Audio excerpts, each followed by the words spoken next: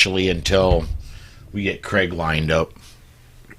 Everybody in Facebook and YouTube world, thank you for watching. Thank you for tuning in. We're going to be starting here in just a minute. We're trying to get things. Craig's having some technical issues, and we're trying to get everything straightened I'm around. back. And we still don't have a camera for you, bud. I don't know, man. I literally was just setting everything up on. No problem with my camera. That I know. I don't know if it's that this program isn't reading it. I don't know. What I'd like to do, Craig, if you don't mind, can I use one of your pictures off Facebook, and I'm just going to put a picture of you up because the software just automatically kicked us live. We're live right now, so. Oh, Joy. Yeah, go ahead. All right. Let me search you out here. It's weird that it is not. I'm hearing an echo too. Yeah, I'm getting an echo from you as well. Why would that be? Let me check audio settings. Let me actually pull up your.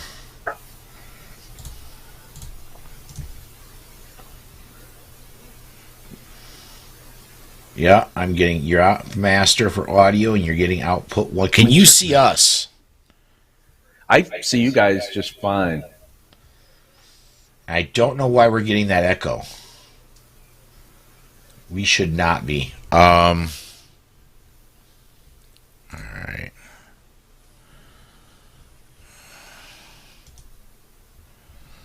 Hold on. Camera.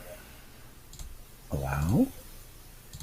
Microphone allow. Okay.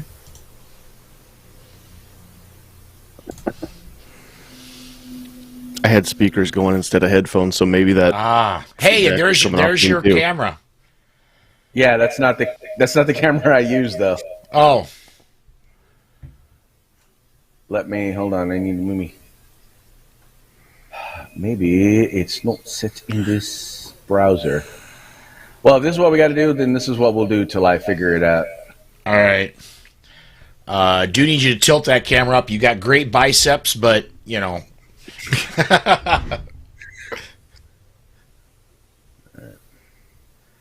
Yeah, I literally never use this camera. All right. What I think we'll do, I'm going to, as we kick things off, I'm going to start with John. I'm going to have John introduce himself. And when he's introducing himself, I'm going to have him on solo. Same thing. Well, with both Johns. I was going to say, which one are you starting with? Yeah, I'm going to start with you, John Anderson. Okay. And while we're doing that, that'll give you a chance, Craig, to when you're off screen to try and see if you can get that other camera to pick up. Got it. As far as the audio, the only thing I can think of is you've got sound coming through speakers, not earphones. So that's where maybe the splashback is coming from. Yeah, never had that issue before. Yeah. Is maybe the camera, does it have a mic on it like mine does? No. Okay. Mic is shut off. Okay. All right. Well, I'm going to close all this out, and thank you everybody out on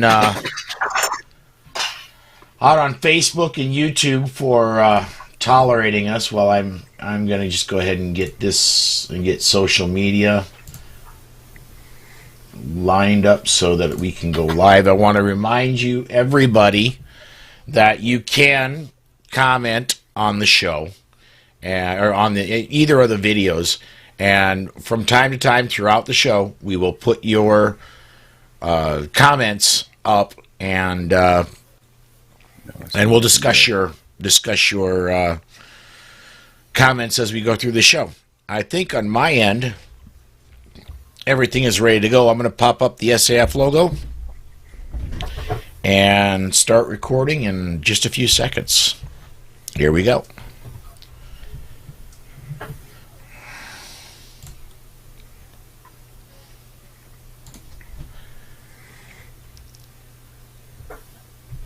Hey everyone, welcome to another edition of the Daily Bullet. My name is Paul Lathrop. Or this is the Weekly Bullet. I'm sorry, it's Saturday morning. Give me a break.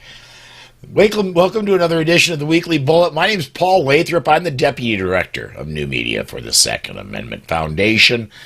This is a 1-hour news program that we're going to be doing every Saturday going forward, where a bunch of us that are in Second Amendment media talk about the events of the week. So I'm going to go ahead and let my co-hosts here introduce themselves. We're going to start off with the guy up to my right, if you're looking at the screen, John Anderson of the Get Off My Lawn podcast. John, could you introduce yourself a little bit and let people know where they can consume your media? Absolutely. So my channel on YouTube and my page on Facebook are called Sandhill Shooter. Every Tuesday night at 9 o'clock Central Time, we go live for a live stream podcast. We call it the Get Off My Lawn podcast. I'm also director of media for Nebraska Firearms Owners Association, which is our state-level grassroots lobby group. So I've got a lot of things, along with a full-time job and a part-time job, and I still find time to come and play with my friends online. So that's pretty much who I am. All right. So let's go ahead and let's go to the other John we got up here, John Petrolino. John, you are the author of a very cool book. I want you to describe your book shortly and let people know. You also do some writing for other places. Let people know who you are and where they can find your stuff. Sure. I'm John Petrolino, and as Paul noted, I'm the author of a book. It's called Decoding Firearms. It's an easy-to-read guide on general gun safety and use. And to give you a quick overview of the book, it's just a soup-to-nuts guide for new gun owners to get you started and up and going. So those of you that are looking to introduce people to the shooting sports, this is a pretty good resource for them. It's got 266 pages and over 115 illustrations. You can see those all in there. And also, as Paul noted, I do write for a bunch of different other organizations as well. I am a writer with Ammo Land, and I've also have had work published in Bearing Arms, JM4 Tactical, and The Truth About Guns, and a couple other places as well. All right. And then finally we have Craig DeLuz. Craig is Morning Coffee with Craig is how I know Craig. Daily broadcast that I catch quite often. Craig, could you introduce yourself and let people know anything else you're involved with, including there's this little thing in Florida coming up? Yes. Well, my name is Craig DeLuz. I host Morning Coffee with Craig, which is a daily podcast or video podcast hosted by the Firearms Policy Coalition. I also work with the Florida Carry, which is a Second Amendment civil rights advocacy group there in the state of Florida. I host a program for them called the Gunshine State, which is a weekly program. By the way, we're going to be hosting a big event that's going to be coming up. It's going to be on March 20th. It's going to be a speakers event with folks coming from all over the country, including, Mr. Paul Lathrop will be one of the speakers there as well. It's going to be a lot of fun. Once again, folks come from all over the country, having a good time in the Gunshine State. I also host a program. I do political commentary on issues. I work with a group called the California Republican Assembly, and I host a program called CRA TV, and that's also a weekly program that you can find on YouTube. You may be the one person in Second Amendment media that is as busy as I am. I'm willing to bet busier.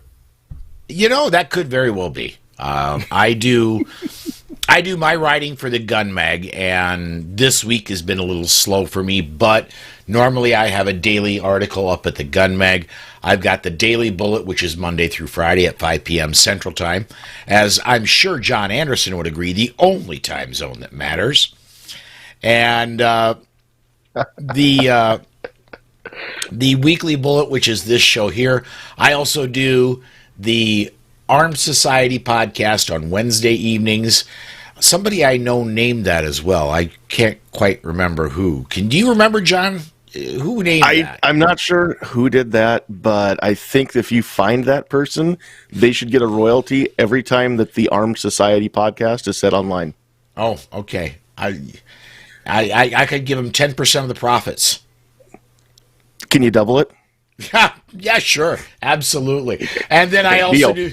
also do the Polite Society podcast. That's the longest running thing I've done. That's Monday evenings here on the Second Amendment Foundation social media sites. So, guys, I want to get started with. We're supposed to be doing a news discussion, and we're 5 minutes in, and we haven't discussed anything.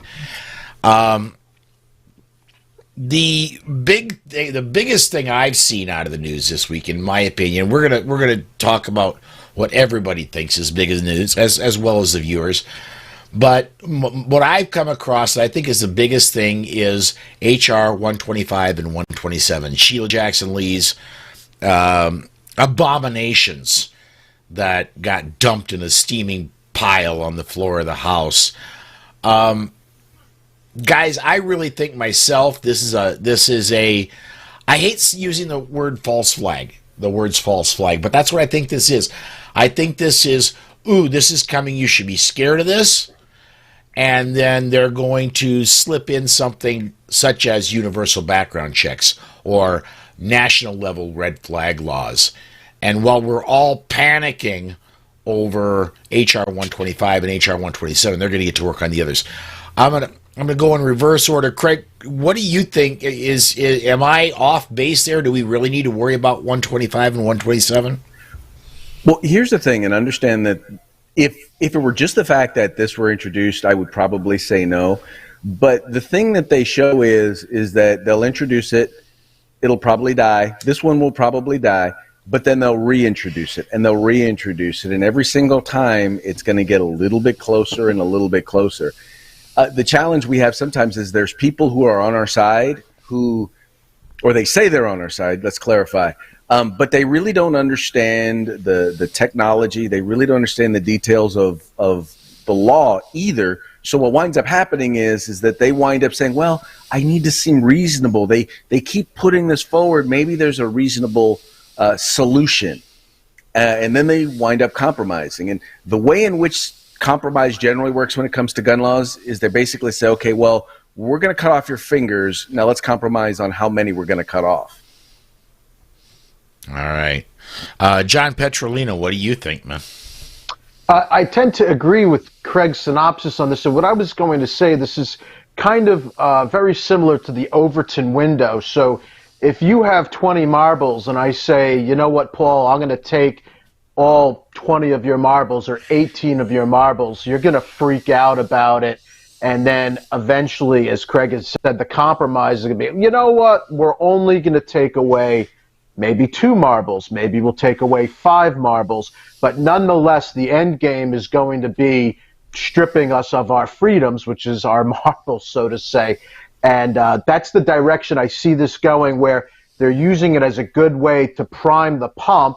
And once we see this, legislation coming out and probably falling flat for sure, will be used to say, well, how's about these other things? And then they'll try to sneak in some of the other agenda items. And that's just kind of been my opinion about this, because the proposed legislation is ridiculous and egregious. All right. John Anderson, what do you think, man? Dude, you said exactly what I've been saying for ever since I saw HR 127 come out. I think it's, and I'm not a magician, so I don't know the names for all the different parts of a magic trick, but when the magician is doing his trick, he's got one hand up here doing all the flourish, while the other hand is doing all the work, but you're not paying attention.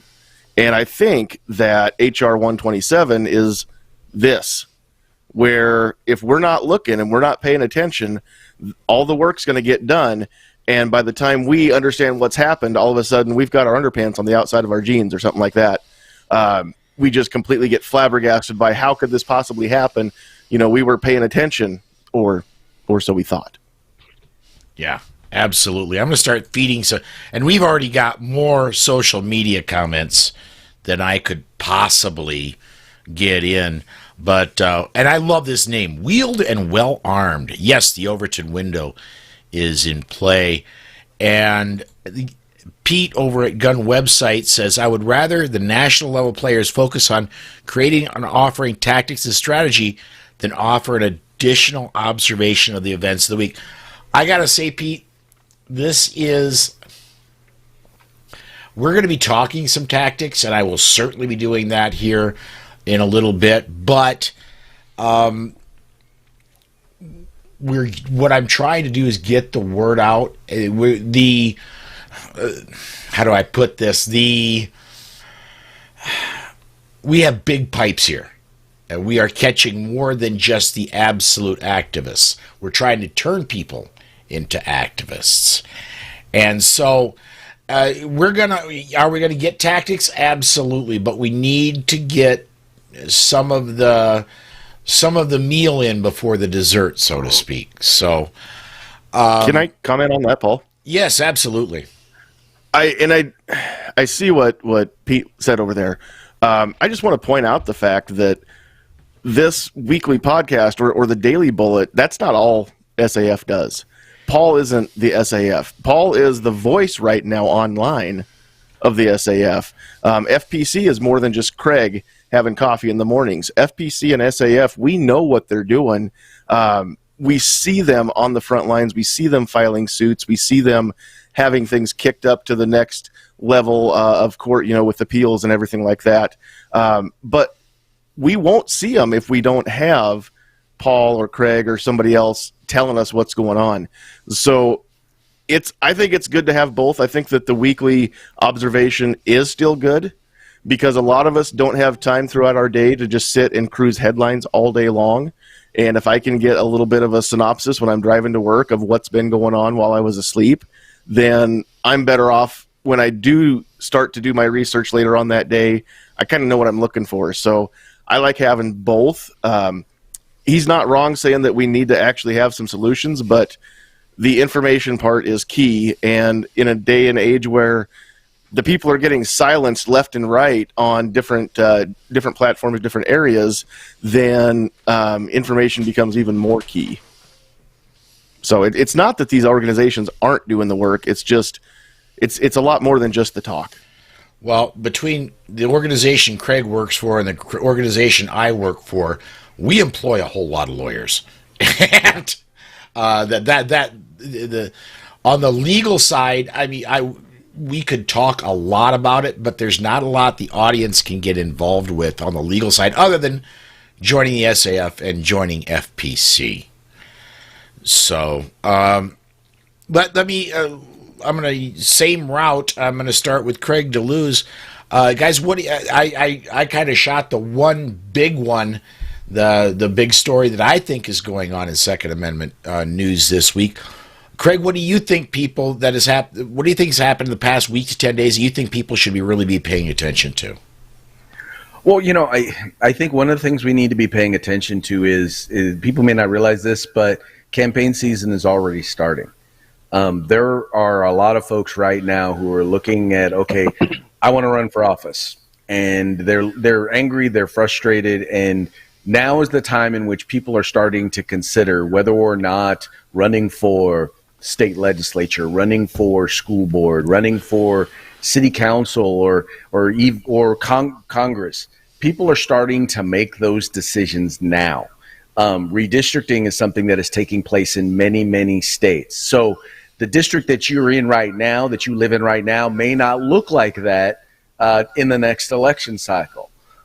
This could make a major change when it comes to looking at the makeup of whether it's your city council, your state legislature, or Congress. Other than losing the presidency, we did pretty good across the board in legislative houses, in gubernatorial races. Even the very fact that we gained ground in the Senate is a very, very big deal. I'm not in the Senate, in the House. Yeah, is a very, very big deal. So right now, what people need to be looking for is who in your community right now is either in a position to, or do you hear is considering throwing their hat in the ring, whether it's they're in office and going to that next level, or it's or they're looking to run for the first time. People need to be identifying those folks who are pro Second Amendment, who understand our issues, and who we know are in fact true believers, not just, oh, well, I'll say I support the Second Amendment in order to get these guys on my side. So for me, that's one of the biggest things right now, is starting to identify who those folks are. All right, John Petrolino, what do you, because you do a lot of writing for Ammo Land, and I've seen you do a lot of stuff there. What do you think, last week to 10 days, what do you think people should be paying attention to? There's a couple things, and I pulled up like 3 stories, and maybe I'll go over just as we have time. The first one is, this one's a Cam Edwards article, and from Bearing Arms, and it's the headline is "Judge Gives Green Light to Lawsuit Against Philly PD on the Gun Permit Unit." And to Craig, this is something through the Firearms Policy Coalition, I believe, and this is a lawsuit dealing with permits to carry in Philadelphia and how they shut down the unit for running permitting. And this judge was ruled that the case isn't mooted per se, and the plaintiffs, which would be the city of Philadelphia, etc., is saying from the article, according to the ruling, it's claiming that the rapid processing of a firearms license application for public carrying during a public health emergency is not a right protected under the Second Amendment. And that's what Philadelphia is saying, that the processing of this paperwork is not protected by the Second Amendment. And the judge is basically saying, we need to hear this. We need this to be entered into the evidence. And that's kind of a good thing. And this lawsuit has been kicking around for quite a bit. And the most interesting thing about the lawsuit that I found is actually in their prayer for relief.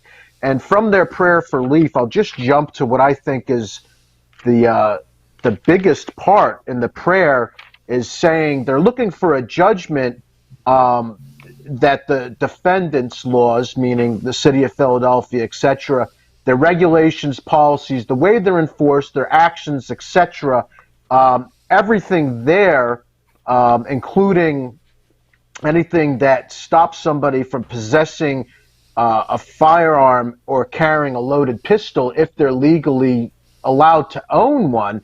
Basically, they're asking the court to say these people should be allowed to carry a firearm if they're not being, having permits processed. So I thought that was kind of the biggest thing from the prayer for relief in this news story. And I don't know if Craig has any further information on this that he wants to share as well. Yeah, no, I generally leave the legal stuff to the lawyers. Yeah. Sure. That's a great policy, man, because you and I are in kind of similar boats. I'm not anywhere close to a lawyer, and the stuff I'm at level 1, and the stuff that needs to be discussed on that is like level 38. Just way beyond what I should be trying. And if I had slept at a Holiday Inn Express last night, I might feel up to it, but such is not the case. All right, let's go on to John Anderson, man. Week to 10 days. What do you think people need to be paying attention to, man? Hey, it helps if I unmute. Yeah. I'm just going to build a little bit on what I had said earlier. HR 127 is definitely something that we do need to pay attention to. And what I said earlier didn't mean to make light of this horrible, horrible bill that's been introduced. But we still need to be vigilant. We need to watch what else is being introduced, both at a federal level, and we need to see what's coming through at the state levels, too. I don't know how many other states besides Nebraska have a two-way sanctuary bill that's been introduced this year, or maybe already have that in place. But that's something that we'll see how well those hold up in court if push ever comes to shove. But that's something that the state of Nebraska is looking at doing this year, is putting that into place so that none of our state police or nobody from the state of Nebraska can be forced to enforce any federal gun law or accessory law or ammunition law that goes against what's already in our state constitution. Other things like that states are doing, or even individual counties or cities are doing, whether it's good or bad, keep your finger on that pulse. Be watching that too, and pay attention, because it's not just things in the U.S. Congress that are getting introduced. It's not just things in your state Senate or your state House that are getting introduced. It's all over the place. And if you're not paying attention, then all of a sudden you wake up one day and realize that all of your rights have been restricted and you didn't see it coming. I mean, that's kind of on you, especially if you're listening to our voices right now. Yeah, absolutely. Absolutely. So, and we've got just oodles of comments, and they're going by quite literally almost faster than I can read them. So, if I see one that really strikes me, and folks, if you want to talk, you want us to talk about something, certainly comment. One that did hit my, and it's gone back far enough that I can't grab it anymore. But people want to know, as far as the what I try to say, the Second Amendment sanctuaries, are they going to do any good? And I got to say, and I think I'm going to go ahead and reverse the course this time. I'm going to go back to you, John Anderson, first. And I did a daily bullet that'll come out next week. You know, on a state level, maybe, in my opinion, maybe some of these will work, but on a local, on a county level, a sanctuary county, a sanctuary city for 2A is really just making a statement. There's really not a lot of teeth in it. What do you think, John Anderson? I think you're right. I mean, you can say that the county sheriff has agreed not to enforce such a thing. That's okay. There's state police. There's, no shortage of people to come in. But if we look at what's happened with marijuana and the so-called legalization, which has never happened, marijuana is illegal in all 50 states. We have a federal law that says you cannot smoke it, possess it, whatever. But so many states have decriminalized it.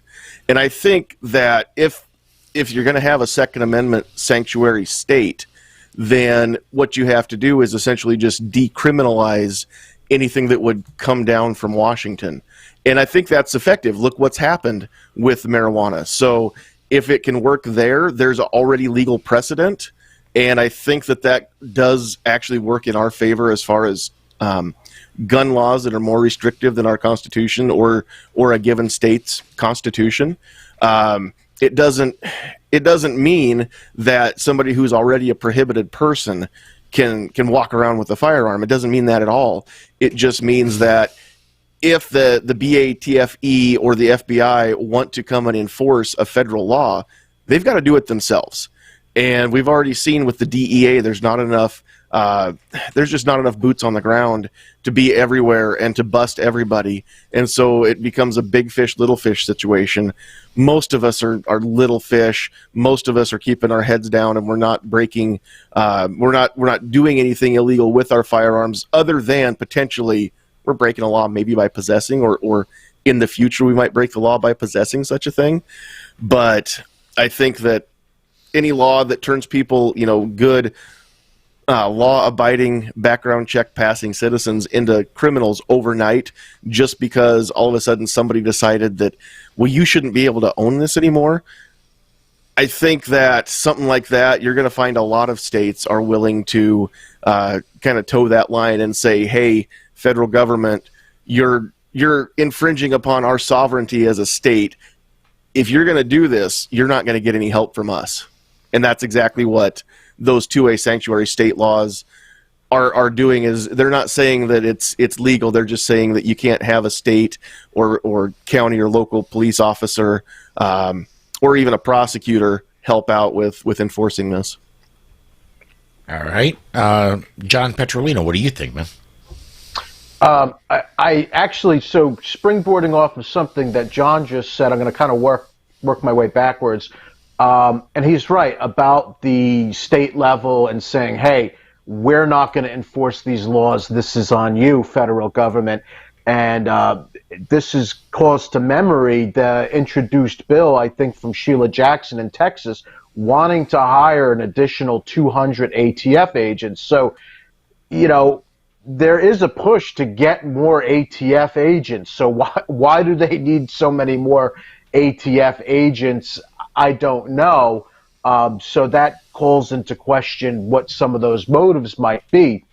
So to John's point about the state level and comparing it to marijuana, I think that's a great thing to say, hey, we're making a stand here and we're saying, this is going to be on you, federal government.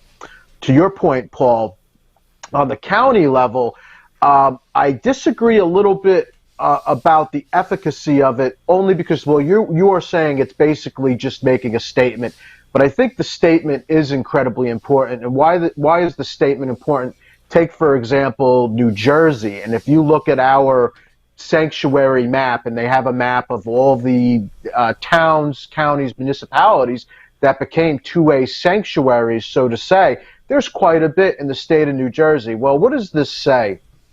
It says that the citizens on the local level are making their point, and the local level politicians are actually the only ones that are listening, whether they're town or city council, or if they're on a level on the county, and passing these resolutions.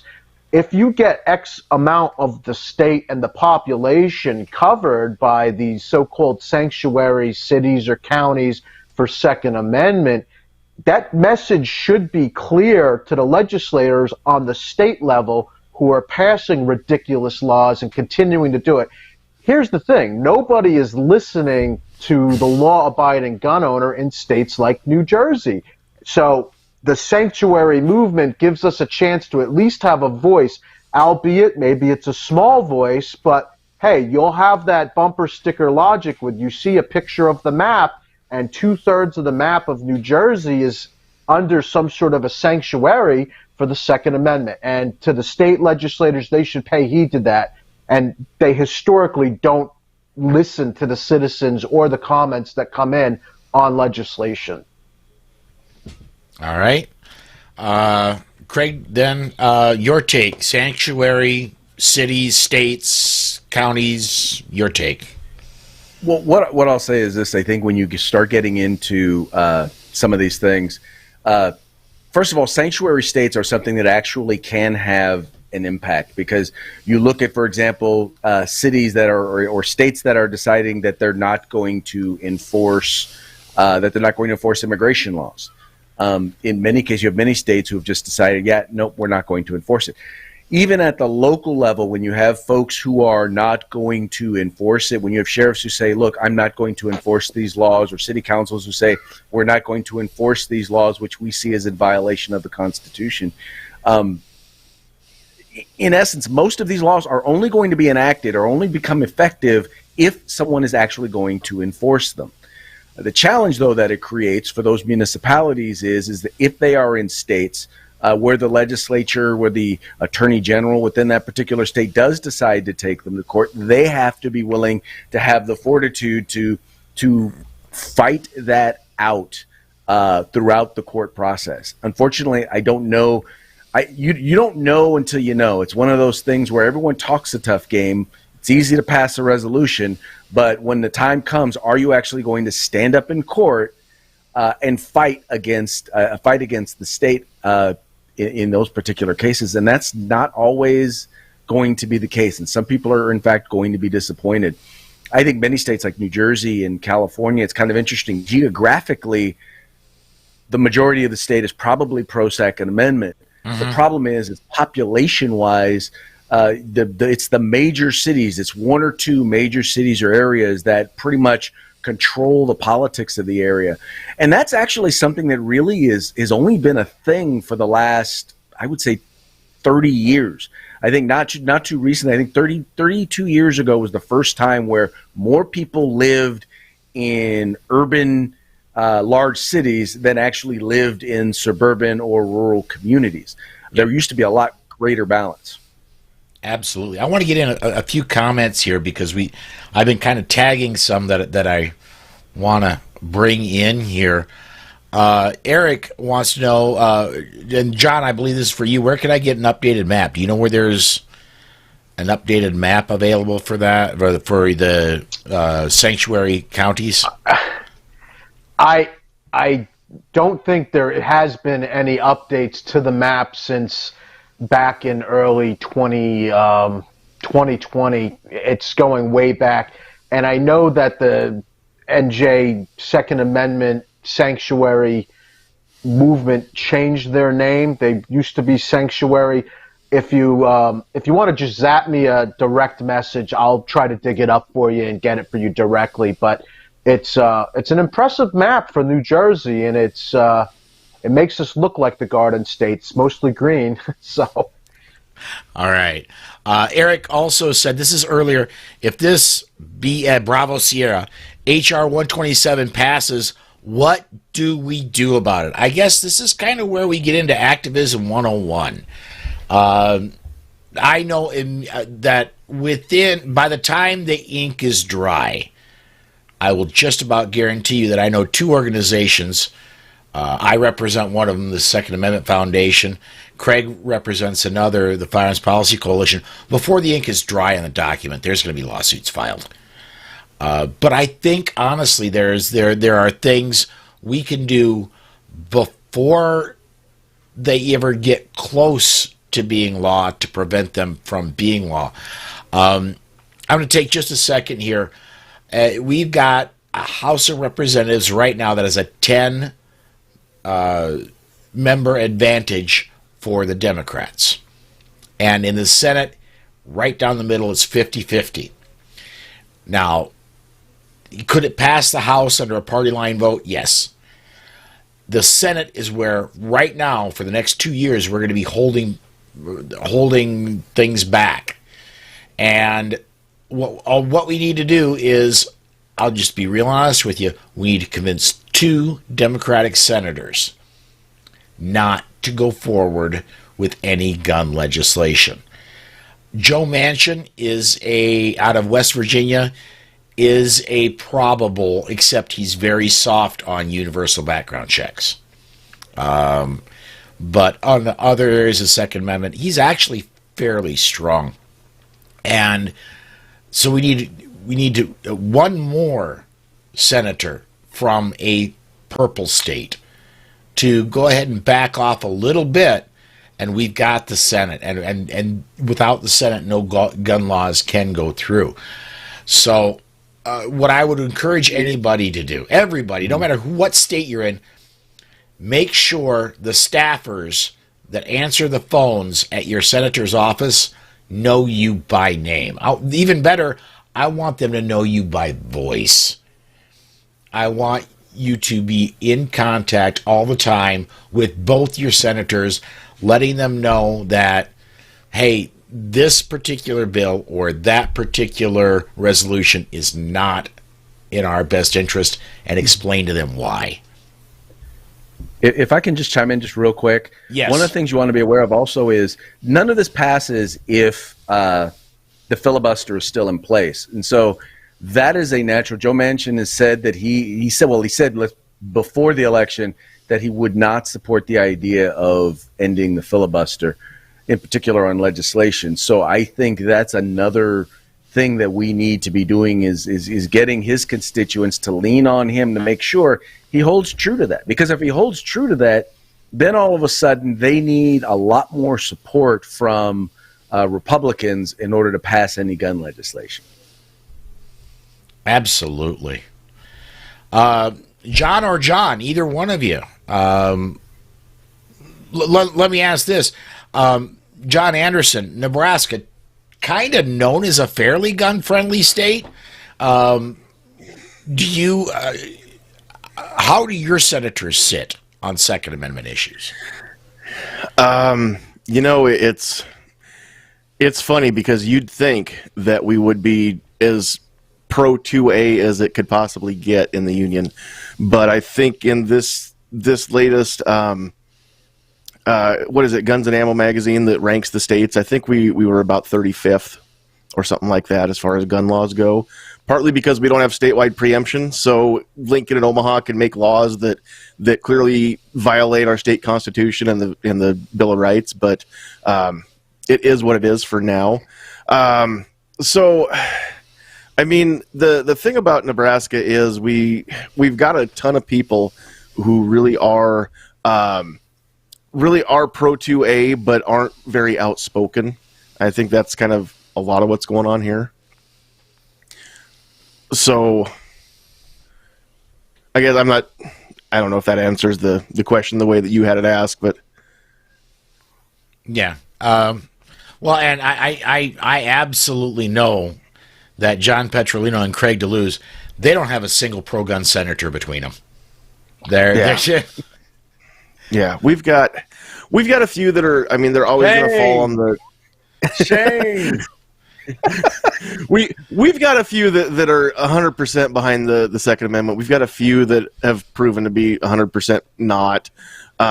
So just like in any body, legislative body, I mean, we know who the ones are that are never going to vote the way we want. We know who the ones are that are always going to vote the way that we want. Our focus is on those, 10 or 15 in Nebraska that we don't know for sure how they're going to vote, and we can maybe get them to land on our side of the fence. And I think as far as a strategy goes, I think that's a pretty sound strategy no matter where you are. Find the ones that aren't 100% set in stone, dyed in the wool, and then work on those senators, those representatives, because that's kind of the way that we try to do things, especially if you've got limited manpower, limited resources, things like that. Yeah. I want to get in one social media comment here that just came through. And Oliver Cook says, what's going on with the lawsuit that SAF and ISRA filed against the Illinois State Police? I got to be honest, we've got, as far as the SAF, we currently have 34 active lawsuits. I can't keep up with all of them. I don't even try. When I get a message that we need, that this is happening, that's when it hits my radar. I don't. I'm sorry to say, I just don't know. DJ Play Nice asked Craig, what can we expect from Firearms Policy Coalition in the next few months as a 501c in its grassroots moves, and what does a nonprofit do to make up lost revenue in difficult times? Well, I can tell you this. First off, I think lawsuits. One of the things that the Firearms Policy Coalition has been doing over the last year is, if you've been watching, you've noticed that our legal team has grown dramatically. We're recognizing and looking to take advantage of the hundreds of appointments to the federal bench by former President Trump. We're recognizing this as as a potential opportunity to be able to have our rights, to be able to defend our rights, actually get a chance to defend them in court. So once again, keep an eye out for lawsuits, for briefs. We're going to be filing a number of briefs in cases. And I know a lot of folks are saying, well, why file briefs? Or the key is that a lot of times you only get so much time and space to make an argument. And so when you have other organizations come in and argue things from a different perspective, a lot of times that different perspective can create the avenue by which a judge can make a decision in your favor. So that's the number one thing that I would be keeping an eye out for, legal actions. And I realize that's not sexy. It's not as sexy as fighting legislation. And we will still be doing, if you go to FPC's Take Action page, we still are going to be giving you the opportunity to reach out to your legislators and to people who are going to be voting on this legislation all across the country. So you want to make sure that you go there and you check that out. The good thing about being a 501c3 is this, in particular, when you're not our enemies, they're funded by billionaires, right? So they have this constant stream. Bloomberg writes a check for $10 million and it literally doesn't even put a dent in his wallet. But what really helps is what we try to do at FPC is show you the work that we're doing. We try to show you, we try to let you see it and kind of let you kind of see the sausage being made. And what we found is the people who support our work. We live off of $5, $10, $15, $20, $50 donations. That's really the thing. And so if you wonder why you get emails from us asking you, it's because we need it. We don't expect you to respond every time. But when you have a chance and you have an opportunity and you got a few bucks, help us out. Help out the Second Amendment Foundation. Help out Florida Carry. Help out whoever's filing or working on these lawsuits, in particular in your particular state, but as well as those who are doing it at the national level. Yeah, I would totally agree. And speaking from the Second Amendment Foundation standpoint, we do have something that we've rolled out recently that is the 2A First Defender program. And if you First responder, yeah. Sorry, it's a early Saturday morning for me. It was a very late night last night. If you text Protect 2A to 474747, you'll get signed up for the Second Amendment First Responder program, and what that'll do is it will let you know when there is something in your specific area that is going on that you can help with. And it is absolutely in the stages of getting formed. It's still not in its final stages yet. I've had Glenn Caroline on the Daily Bullet before, and we're going to be having him back in the very near future to let everybody know what's going on with that. But I think from this SAF standpoint, fighting laws before they happen, that is where we are the most active. But again, I want to echo what Craig said, and it sounds like I don't want to be an echo chamber here, but it is very similar. The SAF is lawsuits, lawsuits, lawsuits. When I first became aware of the SAF, long before I worked for them, they were described to me as when you absolutely positively have to sue everybody in the room overnight.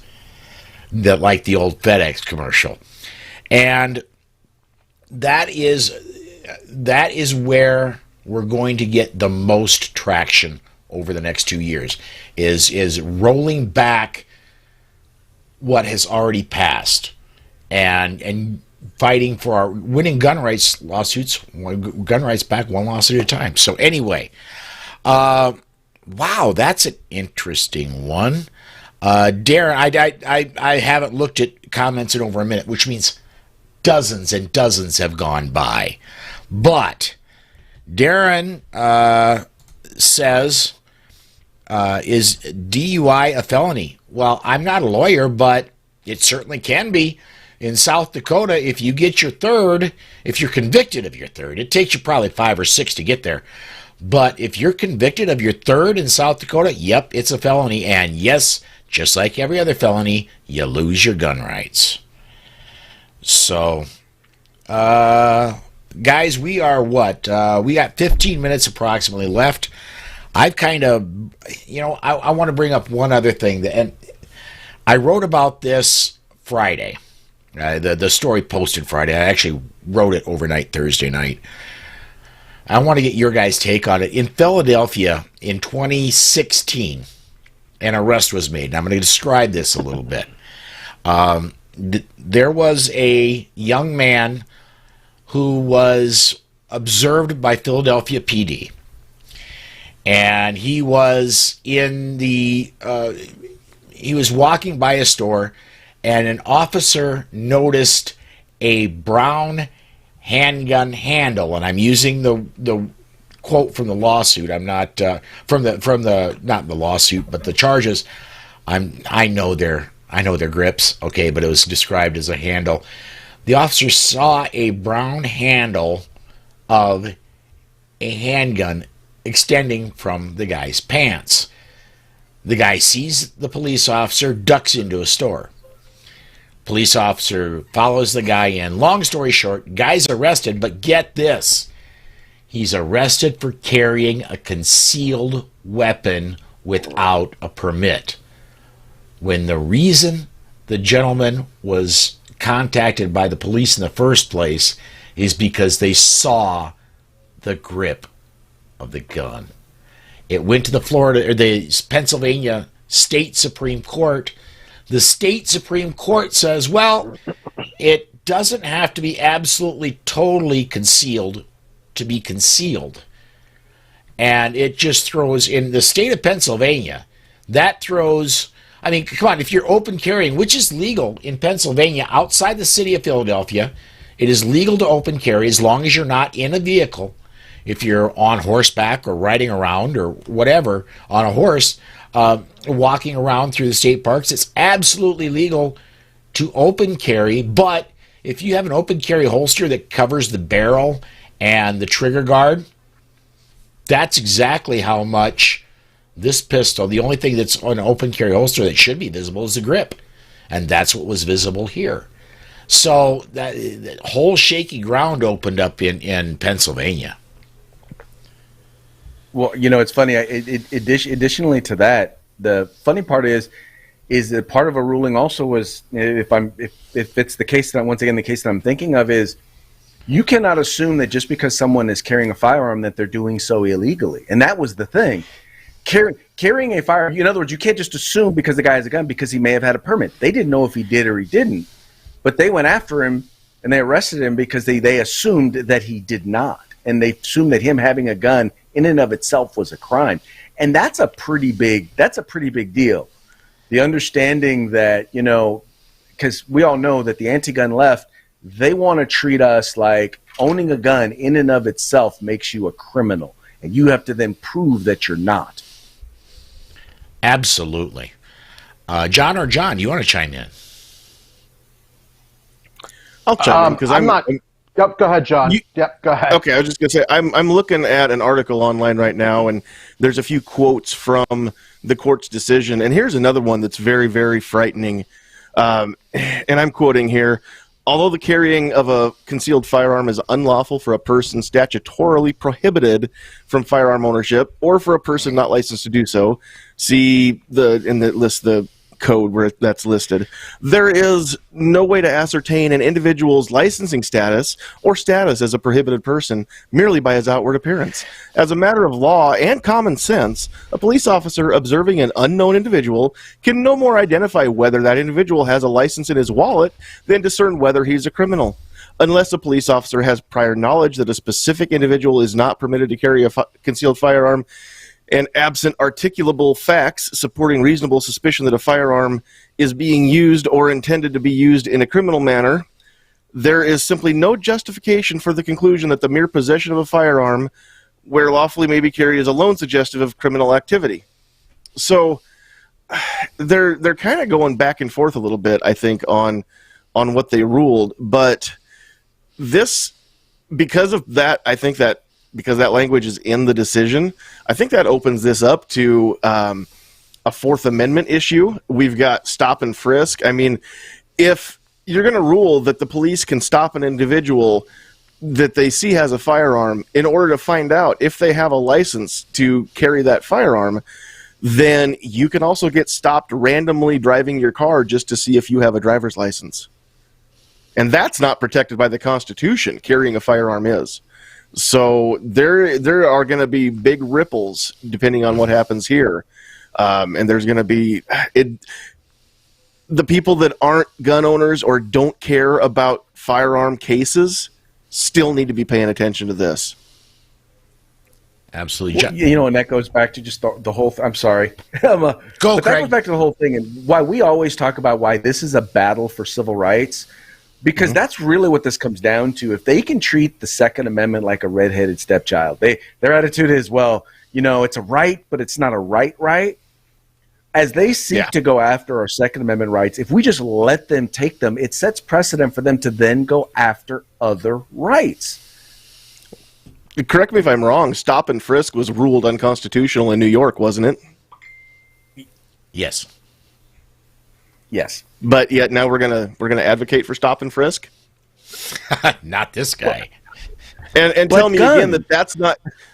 And with everything going on last summer and everything that was said against the police, and I back the blue, don't get me wrong, but if their platform is that the police are systemically racist, then tell me that this isn't going to be abused.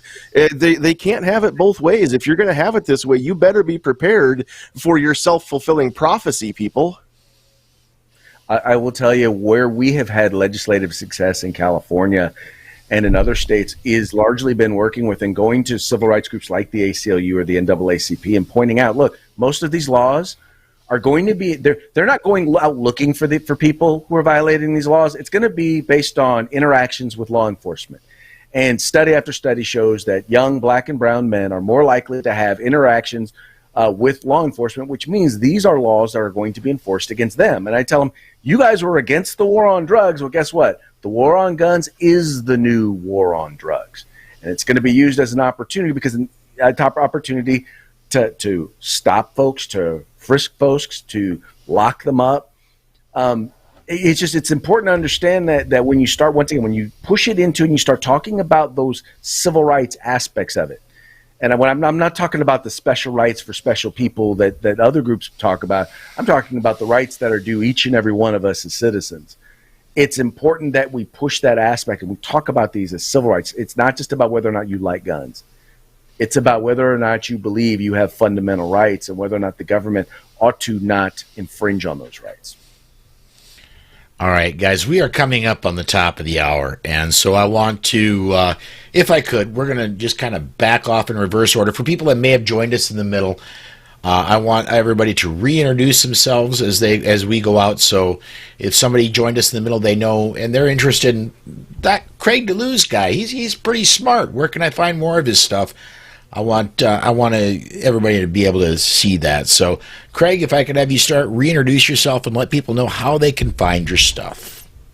Sure. Once again, my name's Craig DeLuz. I host Morning Coffee with Craig for the Firearms Policy Coalition. You can find us on YouTube or on Facebook Live. You can also find me at 2anews.us. That's 2anews.us. I'm also with Florida Carry. We have a big event coming up, March 20th. Check it out, Florida Carry. I host a program for them called the Gunshine State. So those are the places where you can find me. All righty, and I got to hit the right button there. John Petrolino, where can people find your stuff and all that good stuff? Okay, so the best way for you to find out anything about what I'm working on, writing, anything about my book is directly on my website, which is johnpetrolino.com. So if you go to www.johnpetrolino.com, there's an area there for you to contact me. You can fill out a web form. So if anybody has any questions about anything, zap me an email. I will get it. And there's links to other interviews and also articles that I'm working on that have come out that I've worked on will be on the website as well. Very cool. And I want to pat myself on the back. I got your name right the first time from memory when I put it into the lower third graphic on your screen. I didn't have to go look up your email so I could get it right. John Anderson, who are you and where can people find your stuff? Well, I am just a normal guy with a big mouth and a microphone that likes to flap his jaws online. I'm also the new director of media for Nebraska Firearms Owners Association. But every Tuesday night, I have a weekly live podcast called the Get Off My Lawn podcast. You can catch that on YouTube and Facebook under the name Sandhills Shooter. Go look that up. And can I just say one thing, because I didn't want to interrupt when somebody was asking, what do we do if H.R. 127 is passed? I just want to mention real quick, for those of you that think that your solution is to say you lost your guns in a boating accident, if that gets passed, like it or not, it is the law. It's legally binding until we fight it and get it overturned. If you say that you lost a gun in a boating accident, therefore it's not on their registry, I don't care that it's an illegal registry, it's still to be in compliance and not go to jail, we're going to have to decide whether or not we're going to be legal, right? So just understand this. If later on you get caught with the firearm that you said was lost in a boating accident, then you have to answer to why you didn't report that loss. Yep. So it's not the answer. I know that that's what everybody wants to say. It's a cool thing to say. But it is. It's fun. It's just like saying shall not be infringed or come and take it, right? Right. But it's not necessarily the best answer. Absolutely. And it's important to say those things, don't get me wrong. But at the same time, just be smart about your defense, because it's not going to hold up in court, especially not if you come up with it later. Yeah. All right. Well, that leaves me. I'm Paul Lathrop. I am the Deputy Director of New Media for the Second Amendment Foundation. You can find me here each and every Saturday at noon Central Time, as John would like to say, the only time zone that matters. We are live with a daily bullet every day at 5 p.m. Central Time. And we have at 6 p.m. Central Time Monday nights, we have the Polite Society podcast. And sometime in the evening, somewhere between 6 and 10, depending on who's running the show, I do the technical stuff and sometimes show up on the air over at the Armed Society podcast. Everybody, I want to thank you so much for joining us today. And I want to say a special thanks to my guests. We kind of pulled this one, at least as far as John Anderson and Craig DeLuz, we kind of pulled this one together at the last minute. I had some personal issues early in the week, and my week got totally in disarray. But we got this one pulled together at the last minute, and I want to thank everybody on the panel for joining us today. All right, folks, we are going to shut this down. The real reason I got to get out of here is I can smell my sweetheart cooking brunch, and I am very hungry. So we are going to shut this down. Come join us next Saturday, and thanks for watching.